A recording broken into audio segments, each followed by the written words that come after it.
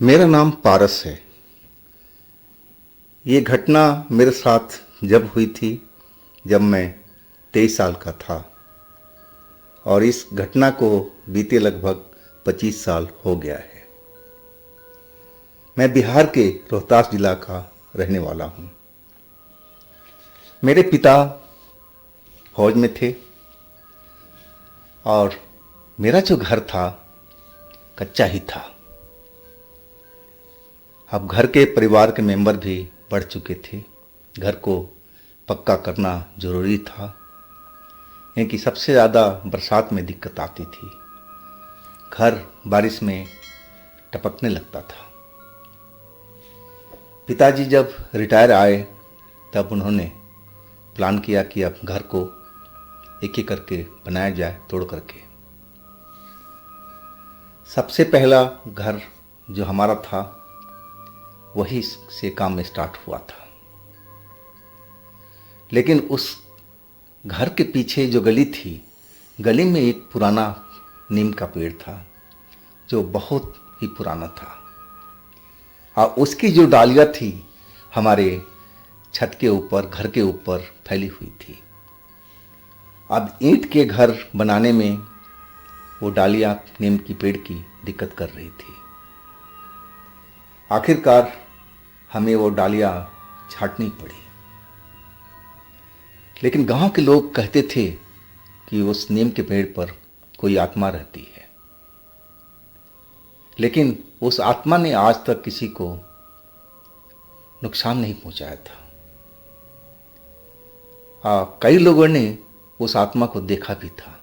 जो गांव के पुराने लोग थे उन्होंने उस नीम के पेड़ पर किसी औरत को देखा था जो कि सफ़ेद कपड़ों में उनको नजर आई थी। तो गांव के लोग थोड़ा उस नीम के पेड़ से डरते भी थे।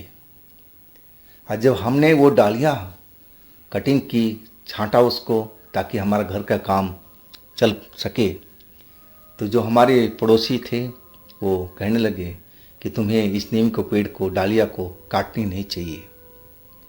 अब उस पेड़ पर जो आत्मा रहती है लड़की की, वो नाराज हो जाएगी और तुम्हारे साथ में कुछ बुरा भी हो सकता है। लेकिन मैं इन चीज़ों पर कभी विश्वास नहीं करता था। मैं अंधविश्वास से बहुत दूर था, पढ़ाई कर रहा था और मैं भूत प्रेत को मानता भी नहीं था। लेकिन गांव के जो लड़के थे, पहले तो बुजुर्गों ने बात कही और वो पता लड़कों को चल गया जो हमारे साथ संगत के लड़के थे, और उन्होंने मुझे डराना शुरू कर दिया कि पारस अब बच के रहना, कहीं वो आत्मा तेरे पास में ना आ जाए, तेरे साथ कुछ भी कर सकती है। तूने उसको परेशान कर दिया है, नीम के पेड़ को नहीं काटना चाहिए था। मैं उनको समझाने की कोशिश करने लगा कि भाई देखो, नीम का पेड़ हमने काटा नहीं है। जो डालियाँ हमारे छत के ऊपर में आ रही थी, काम में रुकावट कर रही थी, तब हमने उस डालियों को छांटना शुरू किया है।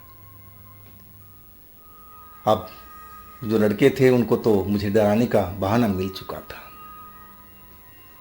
हाँ, कुछ दिन में हमारा वो छत बन करके तैयार हो चुका था।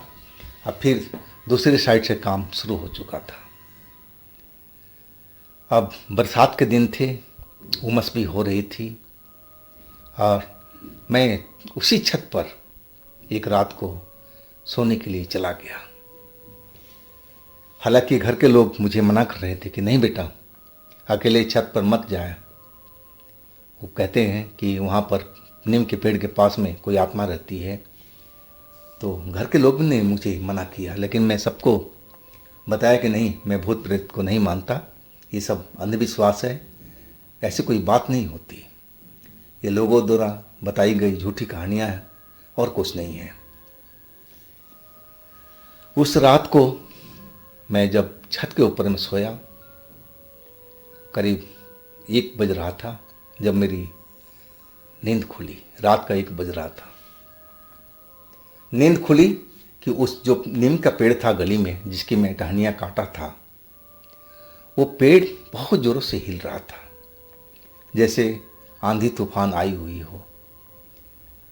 अब मेरी तो नींद टूट गई थी। अब मैं देख रहा था कि आखिर पेड़ इतना ज़ोर से क्यों हिल रहा है, और उसके आगे भी और भी पेड़ थे जो बिल्कुल शांत खड़े थे। मुझे एक पल लगा कि जो गांव के लोग कहते हैं कहीं वही बात तो नहीं है, वाकई में इस पेड़ पर कोई आत्मा तो नहीं रहती है। मैं थोड़ा डर गया था। अब फिर मेरा पढ़ाकू मन कहने लगा, अरे रहने दो, ऐसे कोई भूत प्रेत नहीं होता है, सब कहने की बातें होती हैं। अब फिर मैं सोने की कोशिश करने लगा। पेड़ जो हिल रहा था थोड़ी देर के बाद में अपने आप शांत हो गया था। मुझे लगा कि हवा चली होगी इधर से, जो और किसी पेड़ों पर नहीं पड़ी होगी, पहला पेड़ यही है, तो इसलिए ये पेड़ हिल रहा था, डालियां सब हिल रही थी और कोई बात नहीं है। जब मैं सोने की कोशिश करने लगा, नींद अभी आई नहीं थी। आसमान में चांद निकला हुआ था, बादल भी जमे हुए थे, लेकिन चांद कभी कभी दिखाई दे जाता था। और तभी मुझे लगा कि मेरे आसपास में कोई खड़ा है। रोशनी चांद की अच्छी थी तो मैं देखने लगा। मुझे एहसास था कि वहाँ पर कोई है, लेकिन हमारे घर के परिवार के लोग नीचे सो रहे थे, तो यहाँ पर तो किसी का होने का मतलब ही नहीं होता था। मैं थोड़ी देर देखता रहा, लेकिन मुझे वहाँ पर कोई नज़र नहीं आया।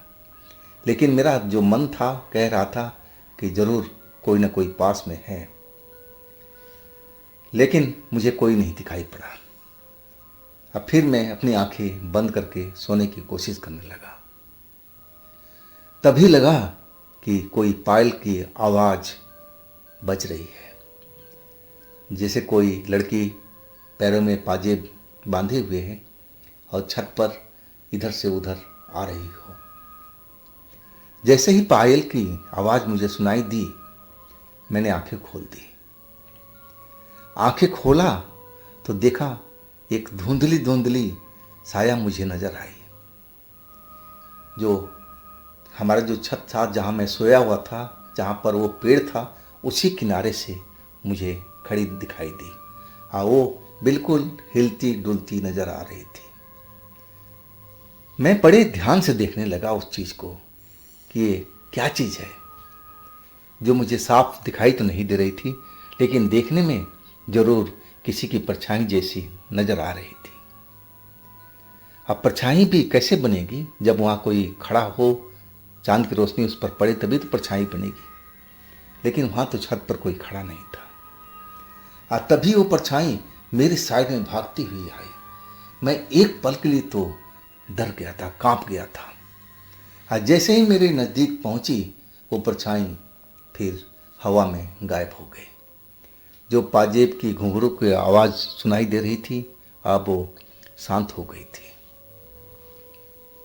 मैं बहुत देर तक अब उठ करके बैठ गया था और मैं देख रहा था छत पर चारों ओर, पेड़ पर भी देख रहा था, लेकिन वो परछाई मुझे अब नज़र नहीं आ रही थी। मेरा थोड़ा हिम्मत अब टूट चुका था। मैं सोचने लगा कि चलो अब नीचे जा कर के सोया जाए। लेकिन घर वाले को मैं बोल के आया था कि भूत प्रेत नाम की कोई चीज़ नहीं होती है। अगर मैं नीचे गया तो पूछेंगे कि क्यों डर के भाग आया।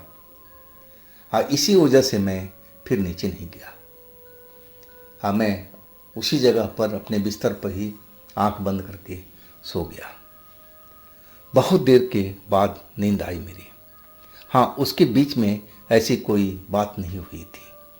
वो पेड़ भी शांत था, ना छत पर कोई परछाई दिखाई दे रही थी। हाँ, मुझे नींद आ गई थी। नींद जैसे ही आई, मैं सपने में चला गया था। मैं सपने में देख रहा हूँ कि वही नीम का पेड़ है। हाँ, मैं नीम के पेड़ के नीचे खड़ा हूँ गली में। हाँ, उस नीम के पेड़ पर एक लड़की बैठी हुई है सफ़ेद कपड़ों में, जिसकी उम्र करीब 22 या 23 साल का मुझे दिखाई पड़ रहा है। खुले हुए बाल हैं उसके, अपना पैर लटकाए एक डाली पर बैठी हुई है। हाँ, मैं उस नीम के पेड़ के नीचे खड़ा हूँ और उस लड़की की तरफ देख रहा हूँ, और अंदर से डर भी लग रहा है कि मैं तो पता नहीं कहाँ इस जगह में आ गया हूँ। मुझे कुछ समझ में नहीं आ रहा था, अंदर में एक डर बना हुआ था, सपने में भी। और तभी वो लड़की डाली पर से नीचे कूद गई, बिल्कुल मेरे पास में। अब जो पास आई तो मेरी तरफ घूर करके देखने लगी। देखने में बहुत सुंदर थी, लेकिन जब उसकी आंखें देखी तो मैं एकदम सपने में भी डर चुका था। उसकी आंखें बिल्कुल लाल लाल सी दिखाई दे रही थी, और वो मुझे कहने लगी मेरा नाम लेकर के, पारस, तूने नीम के पेड़ की डाली क्यों काटी? तुझे काटना नहीं चाहिए था, मैं उस पर झूला झूलती थी, तुमने तो उसको काट दिया। अब मैं अब तुझे छोड़ूंगी नहीं। अब फिर वो अचानक सपने में ही भयंकर रूप ले लिया। जो उसका सुंदर चेहरा था अब डरावना हो चुका था। लंबे लंबे मुझे दांत दिखाई देने लगे, उसके नाखून बड़े बड़े दिखाई देने लगे, चेहरा बहुत डरावना हो चुका था।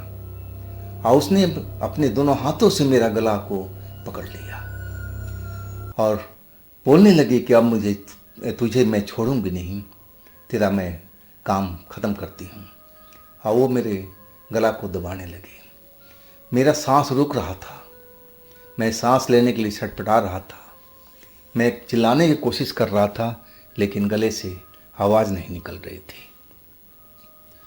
और अचानक जैसे मैं नींद से जागा तो मेरी सांस घुटी हुई थी।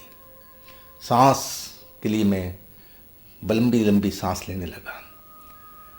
ना जाने मेरे साथ सपने में क्या हुआ था। मैं अब उठ करके बैठ गया। अब मैं देखा छत पर तो मुझे उसी कोने में वो परछाई लड़की वाली दिखाई पड़ी। अब देख करके सही में कांप गया था, डर गया था। मैंने उसका सपने में रंग रूप देख लिया था। अब फिर मैं अपना बिस्तर समेटा और जल्दी से नीचे आ गया। अब मुझे बहुत डर लग रहा था छत पर। मेरी मम्मी जैसे ही मुझे सीढ़ियों से उतरता देखा तो जाग गई। कहने लगी, क्या हुआ बेटा, ऊपर मच्छर लग रहे हैं क्या? मैंने बोला, हाँ माँ, मुझे ऐसा ही कुछ लग रहा था। चलो नीचे सो जाओ, कोई बात नहीं, आंगन में सो जाओ। लेकिन मुझे नींद नहीं आ रही थी। वही डरावना सपना जो मैंने देखा था सब मेरे दिमाग में चल रहा था कि आखिर वो लड़की कौन है, अब मुझे क्यों मारना चाहती थी। मैं तो बस नीम का थोड़ा सा ही टहनी को काटा हूँ जो मेरे छत पर आ रही थी, जो मेरे काम में रुकावट डाल रही थी। अब फिर मुझे ना जाने कब यही सब बात सोचते सोचते नींद आ गई। सुबह जब हुआ मम्मी मुझे जगाने लगी, बेटा उठ जाओ, सुबह हो गई है। और मेरा बदन तो बुखार से तप रहा था। मैं माँ की तरफ देखते हुए कहने लगा कि माँ, तबीयत ठीक नहीं लग रही है। माँ ने मेरे सर पे हाथ रखा और बोली, हरी, तुझे तो तेज बुखार लगा हुआ है बेटा, चल चल घर में चल, बाहर हवा चल रही है, और थोड़ा टाइम होने दे तो मैं तुझे डॉक्टर के पास लेकर चलती हूँ। अब फिर मम्मी अब कामों में लग चुकी थी और घर के जो परिवार सदस्य थे अपने अपने काम में लग चुके थे। मैं मम्मी के कमरे में आकर के लेट गया था। जब 9 बजा तो पापा मम्मी मेरे पास में आए। पापा कहने लगे, पारस, कैसी है तबीयत अब? मैंने बोला, पापा ठीक नहीं लग रहा है, बुखार है। पापा ने भी मेरा सर पे हाथ रखा तो बुखार तो था ही। वो कहने लगे कि तू कपड़ा वपड़ा पहन ले, हाँ मैं तेरे को डॉक्टर के पास ले चलता हूँ। अब थोड़ी देर के बाद में हम डॉक्टर के पास पहुँच गए थे। डॉक्टर ने दवा दिया, बोला कि घबराने की बात नहीं है, आजकल बुखार का टाइम चल रहा है, बरसात का टाइम है, तो इसमें कोई चिंता करने वाली बात नहीं है। दवा दे दिया, घर आकर के मैं दवा खाया। हाँ, उससे थोड़ा बुखार तो कम हुआ, लेकिन पूरी तरह से नहीं। वो 3 खुराक दवा थी, 3 टाइम खानी थी, और शाम को भी मैं वो दवा खा लिया, लेकिन बुखार जितना कम होना चाहिए था नहीं हुआ। अब रात हो गई थी, भूख भी नहीं लग रही थी, लेकिन माँ ने बोला कि ऐसा सोया नहीं जाता है, दवा भी खाना है, और ज़बरदस्ती मुझे कुछ रोटी के टुकड़े खिलाए। इसके बाद दवा खिला दिया। मैं मम्मी वाले कमरे में अंदर ही सोया हुआ था। नींद आ चुकी थी मुझे। हम सारा परिवार मेरा आंगन में सो रहा था। बुखार की वजह से मम्मी ने मुझे अंदर कमरे में ही रहने दिया था। ना जाने कब मैं सपने में था। अब मुझे एहसास हो रहा था कि मैं उसी नीम के पेड़ के पास में खड़ा हूँ, और वो लड़की मुझे फिर दिखाई दी, सफ़ेद कपड़ों वाली सुंदर लड़की। वो हंसते हुए कहने लगी, पारस, अभी तो मैंने खेल शुरू किया है, अभी आगे देखते जा तेरे साथ में क्या क्या करती हूँ। अब फिर वो हंसने लगी। वो हंसते जा रही थी, और उसकी हंसी देख करके मैं बहुत डर चुका था। अब मेरी अचानक नींद खुल गई। जैसे ही नींद खुली, मैं अपने मम्मी वाले कमरे में सोया था पलंग पर। अब देख कर रहा हूँ कि मेरे पैरों के पीछे पलंग के पास में वही लड़की खड़ी है, वही सफ़ेद कपड़ों में, वही रंग रूप, और उसके चेहरे पर मुस्कान थी। मैं चिल्ला पड़ा जोरों से, मम्मी मम्मी, पापा, जल्दी आओ जल्दी आओ, डर के मारे। अब जो आंगन में मेरा परिवार सो रहा था, मम्मी पापा और भी लोग, सब का नींद खुल चुका था, और सब लोग हमारे पास दौड़े हुए आ गए। जैसे ही परिवार हमारा अंदर आया, और वो लड़की गायब हो चुकी थी। मम्मी बोली, बेटा क्या हुआ तेरे साथ में, क्या क्यों चिल्लाया, क्या कोई सपना बुरा दिखा क्या? मैं डरा हुआ था। मैं थोड़ी देर के बाद मम्मी को बताया कि मम्मी, वो नीम वाली पेड़ वाली लड़की यहाँ खड़ी थी, और उसने ही मुझे बुखार दिया है। वो कह रही थी कि अभी तो मैं खेल शुरू किया हूँ, अभी आगे आगे देख तेरे साथ में क्या करती हूँ। और उस रात का अभी सपने वाली बात मैंने मम्मी को, अपने परिवार को बता दिया। ये सब बात सुनकर के मेरे परिवार के लोग डर चुके थे, मम्मी भी डर चुकी थी, लेकिन पापा फौजी थे। वो कहने लगे, अरे पारस, तू तो पढ़ा लिखा इंसान है, क्या इन बातों में विश्वास करता है क्या? मैंने कहा कि नहीं पापा, मैं विश्वास नहीं करता हूँ, लेकिन मैं अपनी आंखों से देखा हूँ। मैं इसी घर में देखा हूँ उसको, पलंग के पास में खड़ी थी और मुस्कुरा रही थी। और वही लड़की थी जो मैं सपने में देखा था, जो नीम के पास में मुझे खड़ी दिखाई दी थी, और फिर नीम के टहनी पर बैठी हुई थी। लेकिन पापा मुझे डांटने लगे कि ऐसा नहीं होता है, सपने की बात तो भूल जा, रियल में ऐसा कुछ नहीं होता है, ये सब खेल हुआ है बुखार की वजह से। बुखार आने पर ऐसे बुरे बुरे सपने ज़रूर दिखाई देते हैं, कोई इसमें घबराने वाली बात नहीं है। जो डॉक्टर की दवाई है वो खाता रहा। डॉक्टर कह रहा था ये सीजनली बुखार है और कुछ टाइम तो लगता ही है, तो ये खुद ब खुद सही हो जाएगा। सुबह में फिर चलेंगे डॉक्टर के पास में, तो आराम कर। लेकिन मेरी हिम्मत नहीं हो रही थी कि अकेले उस घर में पलंग पर सोऊं। मैं मम्मी को बोला कि नहीं माँ, मैं अकेले नहीं सोऊंगा, मैं भी आंगन में सोऊंगा। आखिरकार मैं आंगन में ही चारपाई पर लेटा, और वहाँ पर भी मुझे बहुत डर लग रहा था। मैं जब भी अपने आँख खोलता तो लगता कि आसमान में वही लड़की सफ़ेद कपड़ों वाली उड़ती हुई नज़र आ रही है, और उसकी हंसी की आवाज़ मेरे कानों में सुनाई पड़ जाती थी। अब फिर मैं डर जाता था। माँ को कहने लगा कि माँ देख, ये ऊपर उड़ती हुई दिखाई दे रही है। माँ चिंता में आ चुकी थी। घर के जो देवी का मंदिर था, अब उसी रात को माँ मंदिर जो घर के अंदर में था वहाँ से गंगा जल लेके आई, मेरे ऊपर छिड़काव किया और कुछ गंगा जल मेरे को पिलाई भी। बोली बेटा अब आराम कर, सुबह डॉक्टर के पास जाएंगे और नहीं तो तुझे किसी तांत्रिक के पास ले चलेंगे। अब वो गंगा जल पी करके वाकई में मुझे आराम मिला था। अब मैं नींद में सो चुका था। जब सुबह हुई तो पापा मुझे जगा रहे थे। वो कहने लगे पारस उठ बेटा, 9 बज चुका है, चल डॉक्टर के पास चलते हैं। माँ कहने लगी कि देखो डॉक्टर के पास तो ले जाना ज़रूर, लेकिन सबसे पहले हम किसी ओझा के पास चलते हैं।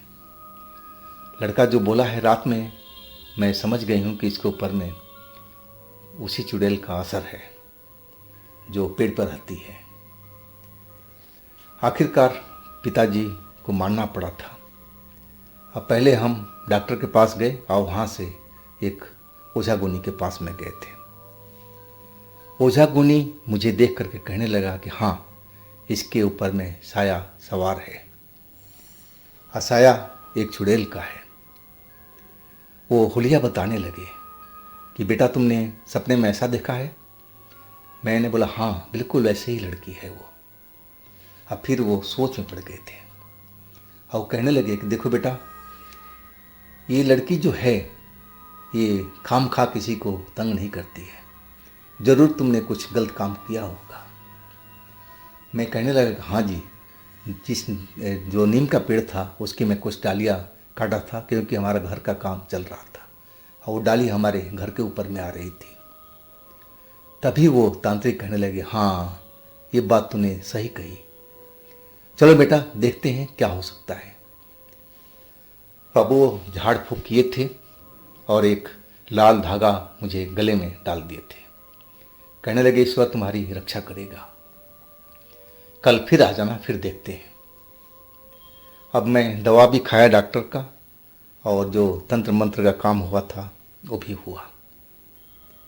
हाँ, उससे मुझे फर्क तो पड़ा था।